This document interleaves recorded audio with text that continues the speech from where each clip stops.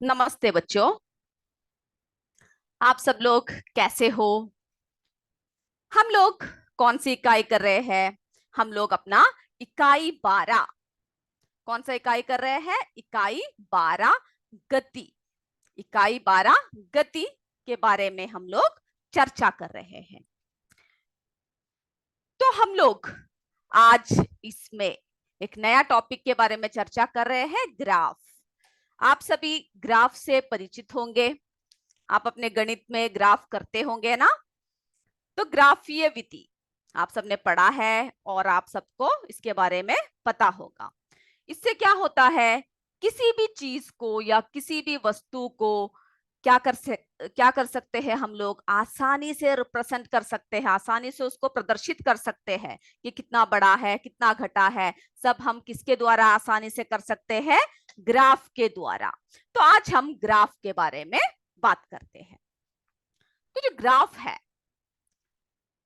इसमें जो है राशियां जो है दो प्रकार की होती है। ग्राफ में दो प्रकार की राशियां होती है। पहला राशि अचर राशि।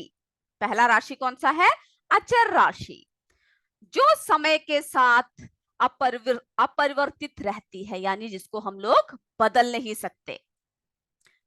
दूसरा है चर राशि। चर राशि, चर राशि जो है, जो समय के साथ परिवर्तित होती है, जो समय के साथ साथ बदलती है।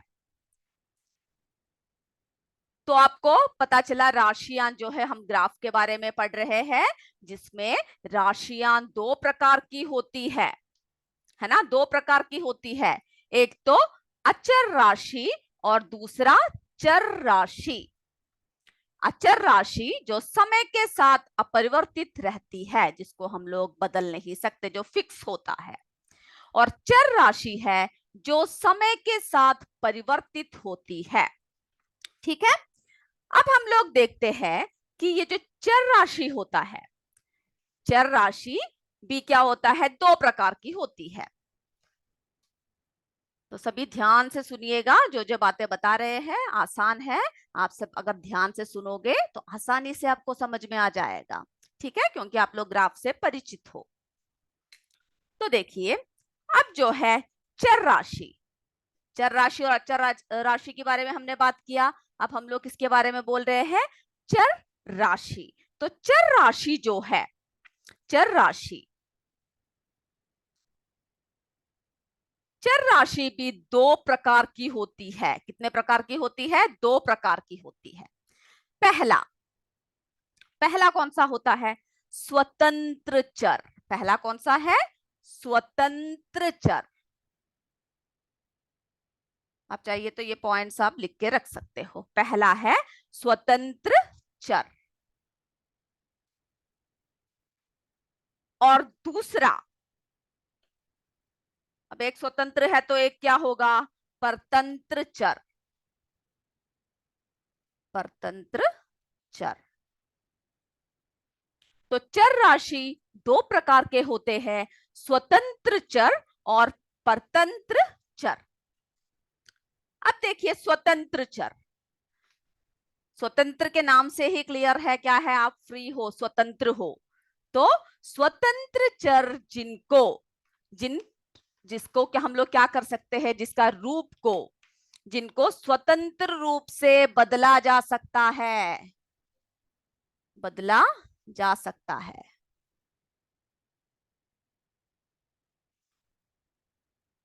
स्वतंत्र चर यानी जिसको हम लोग बदल सकते हैं, जिसका रूप क्या है? हम लोग बदल सकते हैं, बदला जा सकता है। परतंत्र चर जो स्वतंत्र चर के अनुसार क्या होते हैं? बदलते हैं। यानी जैसा हम आपको उदाहरण बताएंगे तो आपको समझ में आएगा। तो परतंत्र चर है जो स्वतंत्र चर के अनुसार बदलते हैं। किसके अनुसार बदलते हैं? स्वतंत्र चर के अनुसार। तो स्वतंत्र चर है जो बदला जा सकता है, और परतंत्र चर है जिनको हम लोग स्वतंत्र चर के अनुसार बदलते हैं, जिनको हम लोग स्वतंत्र चर के अनुसार बदलते हैं। जैसे कि आप एक उदाहरण देखिए, जैसे कि पेंसिल, एक पेंसिल आप खरीद रहे हो, तो क्या है, पेंसिल के जो रुपए है, जितने जो हम पेंसिल के लिए, अगर 5 रुपए है एक पेंसिल की कीमत समझ लीजिए, तो जो पेंसिल की जो कीमत है वो क्या है, वो निश्चित है। आपके किताब में एक डायग्राम भी दे रखा है, ये देखिए, पेंसिलों की संख्या और व्यय रुपए। तो हम क्या देख रहे हैं, जैसे कि पेंसिल, पेंसिल के लिए हमने कितना रुपए लिया है, अगर 5 रुपए है एक पेंसिल की कीमत, अगर 5 रुपए है, तो जितने अधिक पेंसिलें आप खरीदोगे उसके हिसाब से ही क्या होगा, ये परतंत्र चर बढ़ता जाएगा, है ना। अगर एक पेंसिल की कीमत 5 रुपए है, आपको पता है ना, ग्राफ में इस तरह से लाइन द्वारा हम लोग क्या करते हैं, दिखाते हैं। तो अगर आप लोग क्या करोगे, आप लोग अगर, हम लोग क्या देख रहे हैं, स्वतंत्र चर और परतंत्र चर। तो जिसमें हमने देखा कि स्वतंत्र चर जो बदला जा सकता है और परतंत्र चर क्या है, स्वतंत्र चर के हिसाब से बदलता है। जैसे कि पेंसिलों की संख्या, इसमें क्या है, एक पेंसिल की कीमत हमने क्या बोला, 5 रुपए है। तो जितने अधिक पेंसिलें आप खरीदोगे उतने ही अधिक रुपए आपको खर्च करने होंगे। यहां पर पेंसिलों की संख्या क्या है, स्वतंत्र चर है, यानी बदल सकते हैं कितने भी आपको, क्या है, एक पेंसिल खरीदना है, 2 खरीदना है, 3 खरीदना है ना। 5 पेंसिल अगर खरीदने तो 25 रुपए। तो क्या है, पैसे फिक्स नहीं है, पैसे क्या है, जैसे जितने पेंसिलें बढ़ेगी उसके हिसाब से पैसे भी बढ़ती जाएगी, है ना। अगर आप एक पेंसिल खरीद रहे हो तो 5 रुपए होंगे, अगर आप 5 पेंसिल खरीद रहे हो तो कितने रुपए होंगे, 25 रुपए होंगे। तो कितने पेंसिल खरीदना है उसके संख्या पर रुपए निर्भर होंगे। तो स्वतंत्र चर, है ना, स्वतंत्र चर क्या है, स्वतंत्र चर जो है क्या है, कि हमने देखा कि स्वतंत्र चर जिनको हम लोग स्वतंत्र रूप से बदल सकते हैं, परतंत्र चर जो स्वतंत्र चर के हिसाब से बढ़ता है या बदलता है, ठीक है। तो हम लोग इस प्रकार दो चर राशियों के बीच में, यानी देखिए पेंसिल, रुपए, दो चर राशियों के बीच में जो है हम लोग ग्राफ का इस्तेमाल करते हैं। जैसे परतंत्र चर का स्वतंत्र चर के हिसाब से क्या होता है, परिवर्तन होता है, उसके हिसाब से क्या होता है, परिवर्तन होता है। तो आप जब रेखा खींचते हो या ग्राफ जब आप खींचते हो, जब आप रेखा या ग्राफ पर क्या करते हो, आप जब रेखाएं खींचते हो तो स्वतंत्र चर को जो है क्षैतिज रेखा पर और परतंत्र चर को जो है ऊर्ध्व रेखा पर प्रदर्शित करते हैं, ठीक है। तो जितने पेंसिलों की संख्या होगी वो यहां पर होगी, और जितने रुपए बढ़ते जाएंगे या पेंसिलों की संख्या बढ़ने के हिसाब से रुपए भी बढ़ेगा, वो हम लोग इस तरफ प्रदर्शित करेंगे। तो ग्राफ द्वारा क्या है, हम लोग आसानी से किसी भी बात को हम लोग समझा सकते हैं। अब जो है समय दूरी, है ना, यानी हम लोग किस तरह से उसके दूरी को हम लोग करते हैं, किस तरह से हम लोग क्या है ग्राफ में क्या करते हैं, दूरी को हम लोग दर्शाते हैं। आपके किताब में एक तालिका दे रखा है, समय किसमें दे रखा है, मिनट में, और तय की गई दूरी किसमें दे रखा है, किलोमीटर में। समय किसमें दे रखा है, मिनट में, और तय की गई दूरी जो है किलोमीटर में दे रखा है। तो इसमें देखिए कि 10, इसमें देखिए सबसे पहला क्या होता है, 0, शून्य। तो शून्य इसमें कितना है, 0 किलोमीटर ही तय किया है। फिर है अगला आ रहा है 2, तो 2 मिनट में कितना दूरी तय किया, 1 किलोमीटर। 4 मिनट 2, 6 मिनट में तय की गई दूरी 3, है ना, 3 किलोमीटर। तो ये किलोमीटर में है, ये मिनट में है, इस तरह से देते हैं। यहां पर जो है समय क्या है, समय को हम लोग पूरा हर तरह से हम लोग क्या नहीं कर सकते, ग्राफ में एक साथ रेखा खींच नहीं सकते, है ना, क्योंकि पूरे बहुत बड़े बड़े हिसाब से हम लोग क्या नहीं कर सकते, ग्राफ में हम लोग रेखा नहीं खींच सकते। तो इसके लिए हम लोग क्या करते हैं, इसके लिए हम लोग जो है, देखिए अब ग्राफ देख रहे हो ना, इस तरह के ग्राफ आपने देखा होगा। ये देखिए चित्र 12.12 में दे रखा है। तो ग्राफ, तो इसमें क्या दे रखा है कि 2 मिनट में कैसा दे रखा है, 10 छोटे खाने, है ना। 2 मिनट में कितना है, 10 छोटे खाने। और 1 किलोमीटर की दूरी किस तरह से दे रखा है, 1 किलोमीटर की दूरी जो है कितना होगा, 10 छोटे खाने। यानी इसके बीच में आपको पता है ना, इस तरह के छोटे छोटे छोटे क्या होते हैं, खाने होते हैं, जिसके अंदर क्या है, 10 खाने। आप गिनकर इस तरह से देखोगे तो यहां तक 5 5, है ना, 10 खाने आपको मिलेंगे।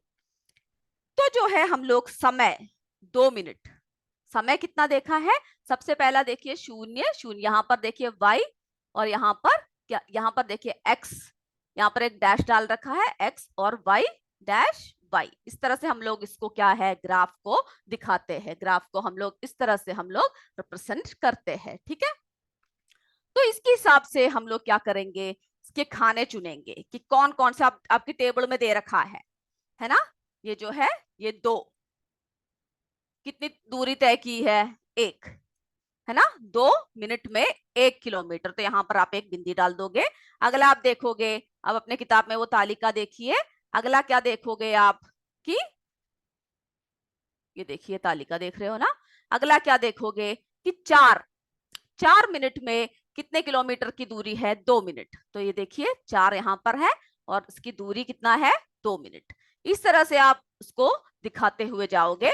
जैसे कि 6, देख रहे हो ना, 6 मिनट में कितना है, 3, तो इसको आगे बढ़ाओगे।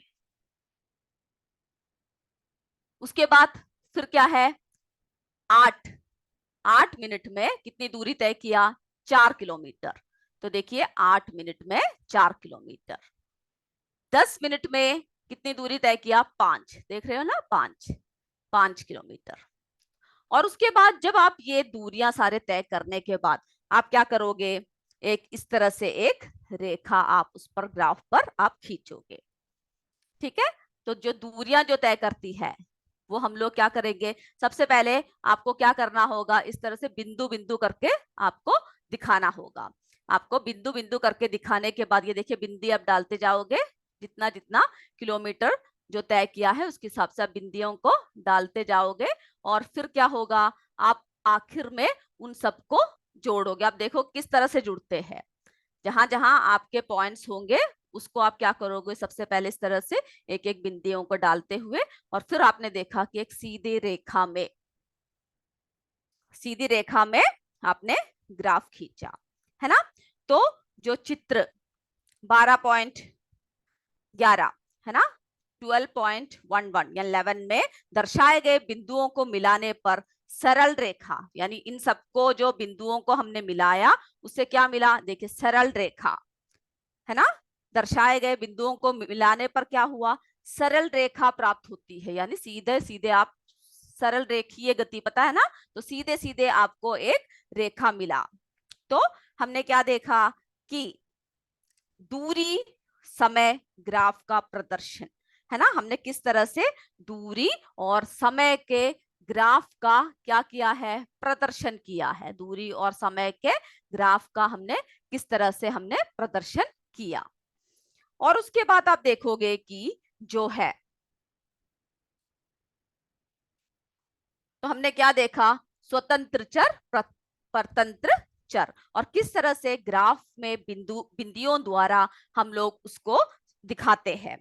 और आपके किताब में एक और चित्र दे रखा है 12.13, जिसमें समय के साथ वस्तु की स्थिति नहीं बदलती। इससे ये होता है कि अगर समय के साथ, जैसे कि समझ लो किसी ने दूरी तय किया है, किसी ने दूरी तय किया है जैसे कि 3 किलोमीटर, और अगले इसमें भी क्या है, जैसे 8 मिनट में भी उतना ही दूरी तय किया। तो जब समय के साथ जब दूरी नहीं बढ़ती है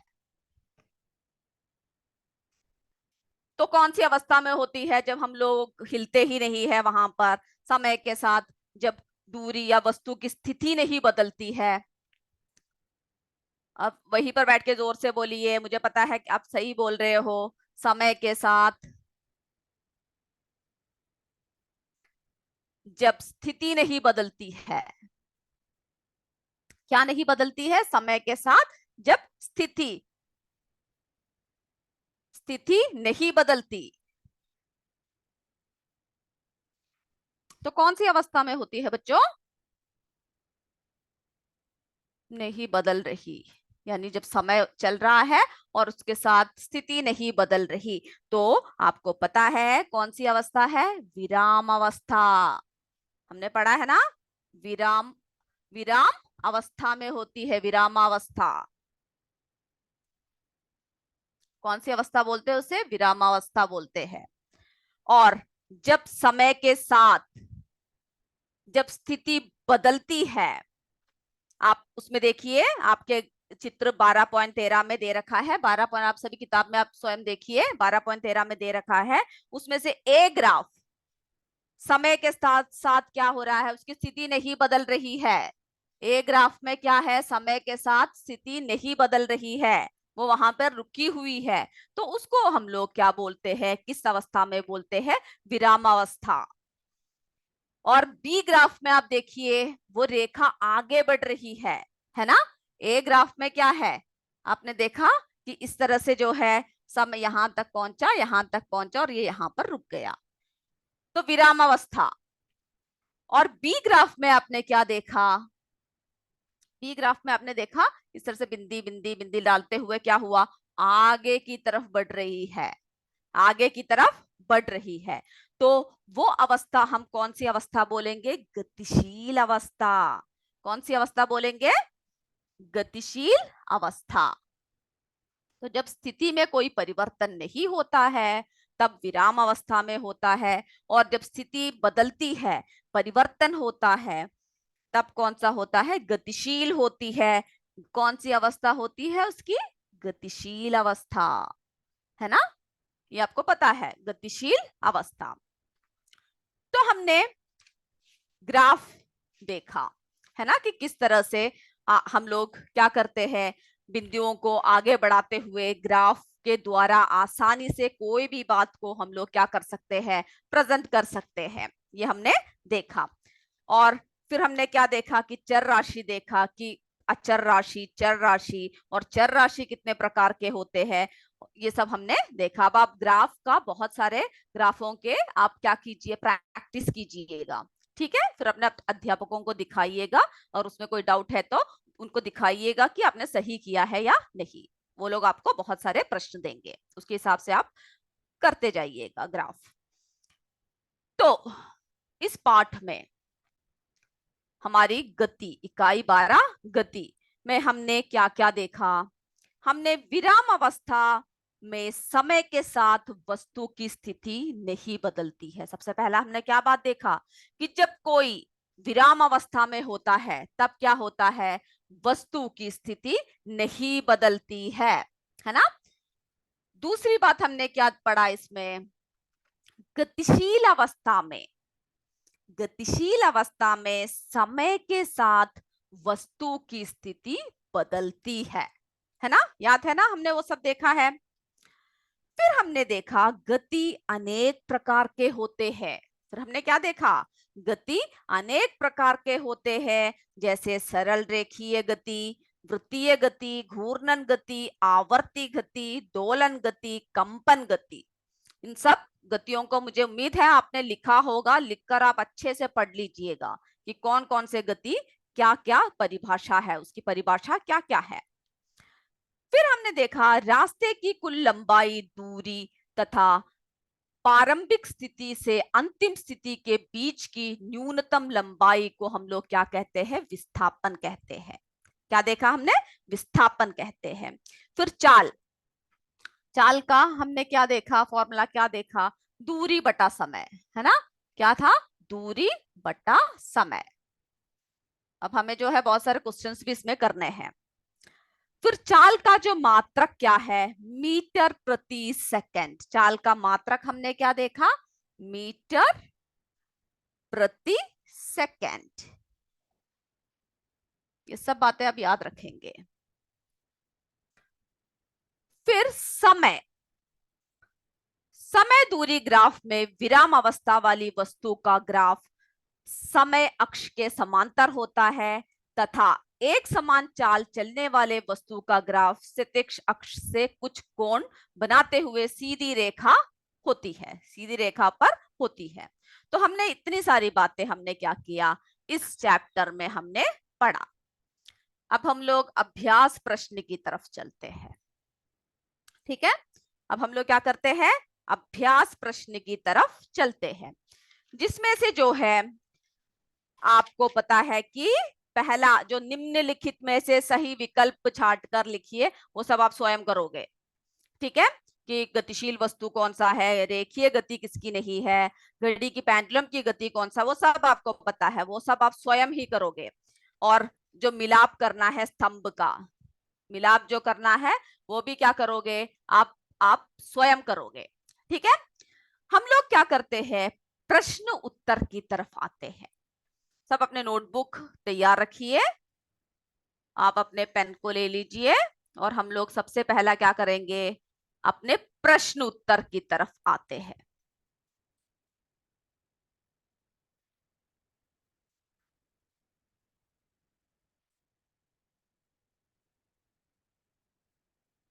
चलिए, ये सब आपको पता है लेकिन हम जरा बता देते हैं।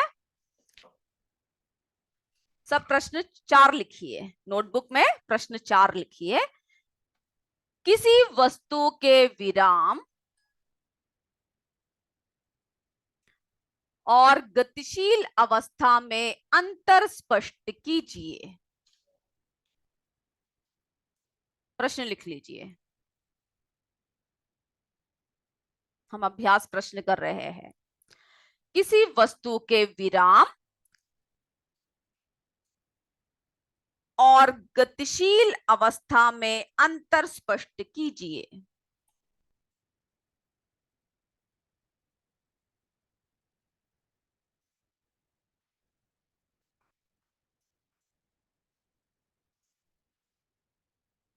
लिख लिया ना?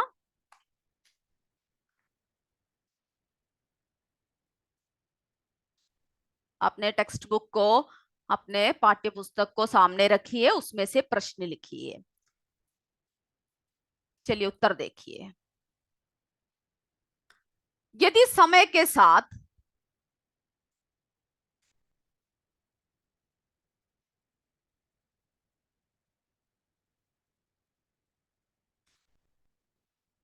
वस्तु की स्थिति में, यदि समय के साथ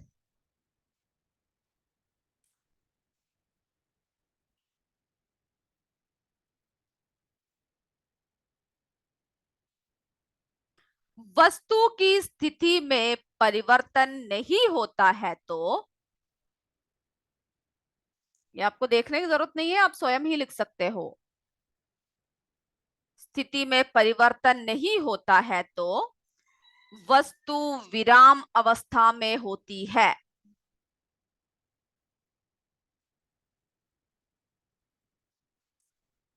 वस्तु विराम अवस्था में होती है।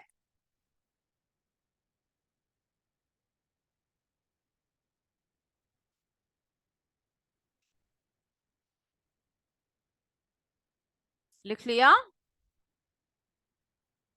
और यदि समय के साथ वस्तु की स्थिति में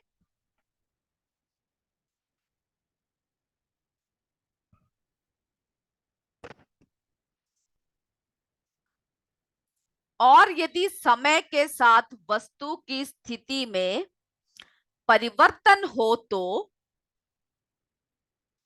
वह वस्तु गतिशील अवस्था में होती है।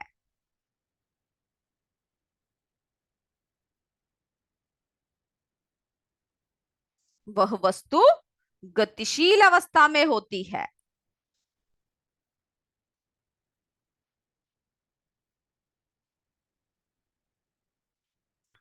जिन्होंने लिख लिया है वो अपना अगला प्रश्न किताब में से देख के लिखिए। किसी ने नहीं लिखा तो हैंड रेस कर सकते हैं, नहीं तो हम आगे बढ़ते हैं।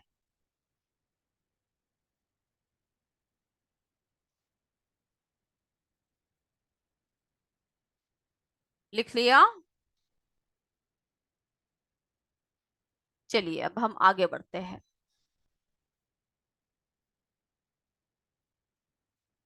हाँ लिखिए, भवानीपुर।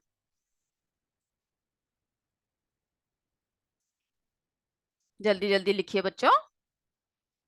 यदि समय के साथ वस्तु की स्थिति में परिवर्तन नहीं होता तो वस्तु विराम अवस्था में होती है, और यदि समय के साथ वस्तु की स्थिति में परिवर्तन हो तो वह वस्तु गतिशील अवस्था में होती है।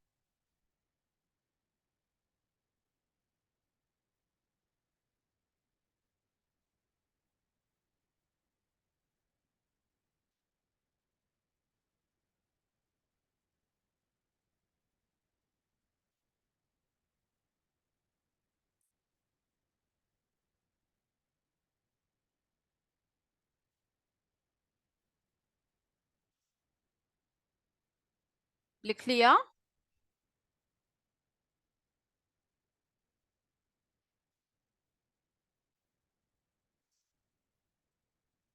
चलिए, मैं उम्मीद करती हूँ आप सबने लिख लिया है। अब हम अपना अगला प्रश्न की तरफ चलते हैं। सभी अपने हाथ में क्या कीजिए, सभी आप अपने हाथ में किताब को रखिए और उसमें से देखकर आप अपना प्रश्न लिखिए। दूसरा प्रश्न।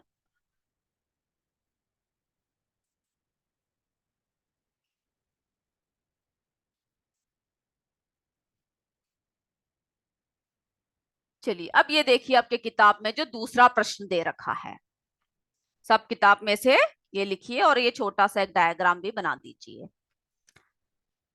कोई कार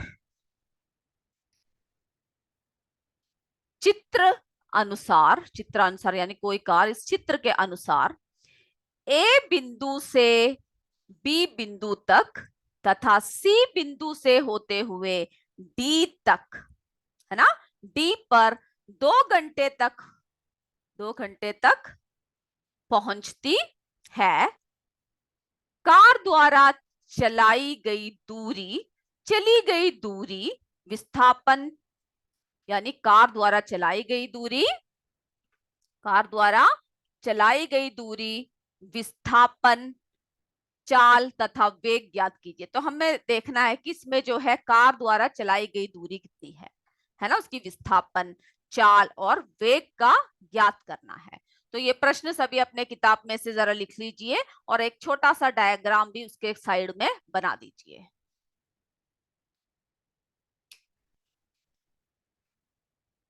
ये अब अपने किताब देख के लिखिए, इसका हल हम अपने बोर्ड में कर रहे हैं। तो हम इसको अभी बंद कर रहे हैं। आपके किताब में प्रश्न कौन सा है? 5। उसको आप किताब में से देख के लिखिए, ठीक है?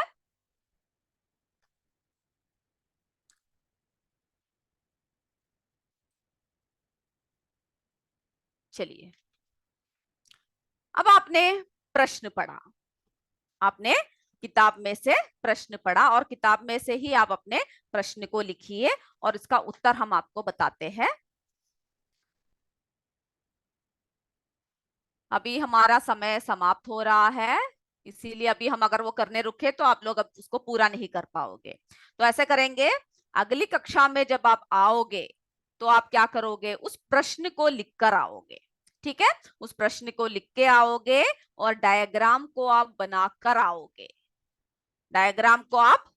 आओगे और उसके बाद इसका हल हम कब करेंगे? अपनी अगली कक्षा में करेंगे, ठीक है? क्योंकि अभी अगर हमने किया तो वो अधूरा रह जाएगा, आप पूरा नहीं कर पाओगे क्योंकि हमारे पास समय की कमी हो रही है। तो मुझे उम्मीद है आज जो जो बातें हमने आपको बताई वो आपके अच्छे से समझ में आ चुका है। मेरे बच्चों, आप सारे अच्छी तरह उस पाठ को पढ़िएगा, 2-3 बार आप अपने किताब में से पढ़िएगा।